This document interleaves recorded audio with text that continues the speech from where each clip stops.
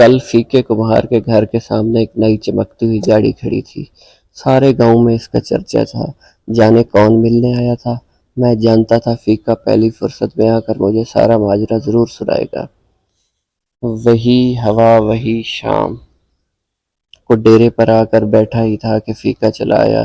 حال چال پوچھنے کے بعد کہنے لگا، صاحب جی کئی سال پہلے کی بات ہے، آپ کو یاد ہے ماسی نورہ ہوتی تھی، وہ جو بٹھی پر داڑھی بھونا کرتی تھی، جس کا ایک پتر تھا وقار۔ میں نے کہا ہاں میں اپنے گاؤں کے سبھی لوگوں کو کیسے بھول سکتا ہوں۔ اللہ آپ کا بھلا کرے صاحب جی، وقار اور میں 5ویں جماعت میں پڑھتے تھے، اسکول میں اکثر وقار کے ٹڈ میں پیڑ ہوتی تھی۔ صاحب جی ایک نکرے لگا روتا رہتا تھا، ماسٹر جی ڈانٹ کر اسے گھر بھیج دیتے تھے کہ جا حکیم کو دکھا اور دوائی لے۔ ایک دن میں ادھی چھٹی کے وقت وقار کے پاس بیٹھا تھا، میں نے اماں کے ہاتھ کا بنا پراٹھا اور اچار کھولا۔ صاحب جی آج بھی جب بھوک لگتی ہے نا تو سب سے پہلے اماں کے ہاتھ کا بنا پراٹھا ہی یاد آتا ہے، اور سارے پنڈ میں اس پراٹھے کی خوشبو کھنڈ جاتی ہے۔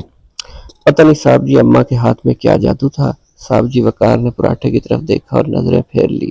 اس ایک نظر نے اس کی ٹٹ کے پیڑ کے سارے راز کھول دیے۔ میں نے زندگی میں پہلی بار کسی کی آنکھوں میں آندروں کو بھوک سے بھلکتے دیکھا۔ صاحب جی وقار کی فاقوں سے لوسی آندریں آنسوؤں کے سامنے ہاتھ جوڑے بیٹھی تھی، جیسے کہتی ہوں ایک اتھرو بھی گرا تو بھرم ٹوٹ جائے گا۔ وقار کا بھرم ٹوٹنے سے پہلے ہی میں نے اس کی منتیں کر کے اس کو کھانے میں ساتھ ملا لیا۔ پہلی برکی ڈڈ میں جاتے ہی وقار کی تڑپتی آندروں نے آنکھوں کے ذریعے شکریہ بھیج دیا۔ میں نے چپکے سے ہاتھ روک لیا اور وقار کو باتوں میں لگائے رکھا۔ اس نے پورے پراٹھے کو کھا لیا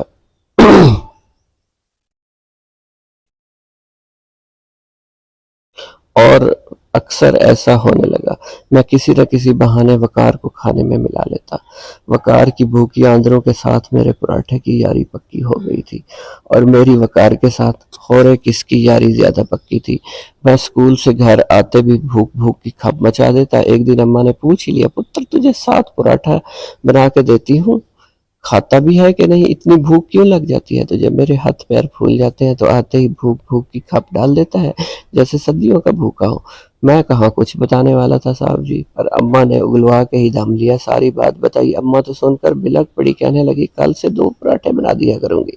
میں نے کہا اماں پراٹھے 2 ہوئے تو وقار کا بھرم ٹوٹ جائے گا، میں تو گھر آ کر کھا ہی لیتا ہوں۔ صاحب جی اس دن سے اماں نے پراٹھے کے ول بڑھا دیے تھے، اور مکھن کی مقدار بھی۔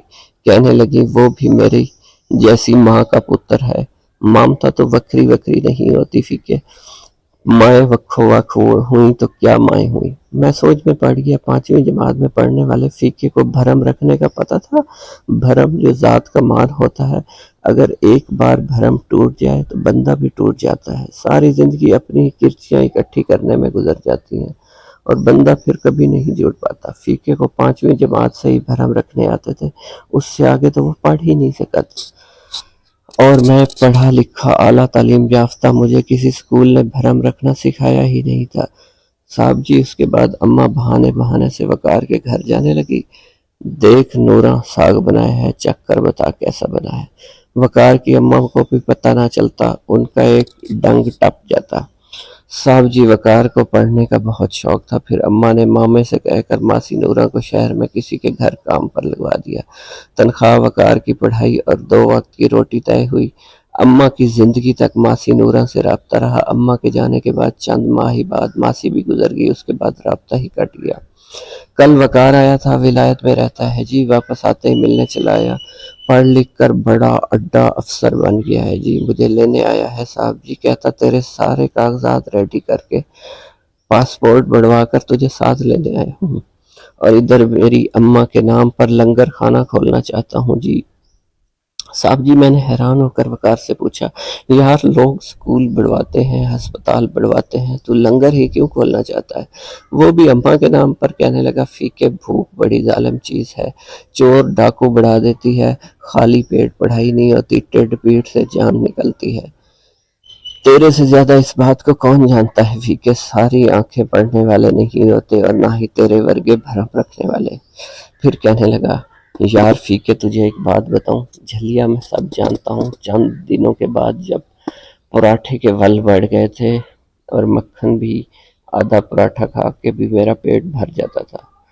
اماں کو ہم دونوں میں سے کسی کا بھی بھوکا رہنا منظور نہیں تھا۔ فیکے وقار پھوٹ پھوٹ کر رو رہا تھا۔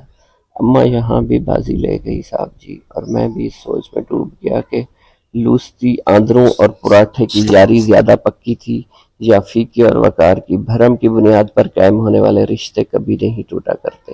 فیکا کہہ رہا تھا، مجھے اماں کی وہ بات آج بھی یاد ہے صاحب جی، اس نے کہا تھا مامتا تو وکری وکری نہیں ہوتی فیکے، مائیں وکھو وک ہوئیں تو کیا ہوئیں، بھرم ہے تو ہے، رشتہ داری اور دوستیاں قائم رکھتا ہے۔ سٹوری اچھی لگی ہو تو میرے چینل کو سبسکرائب کرنا مت بھولیے گا۔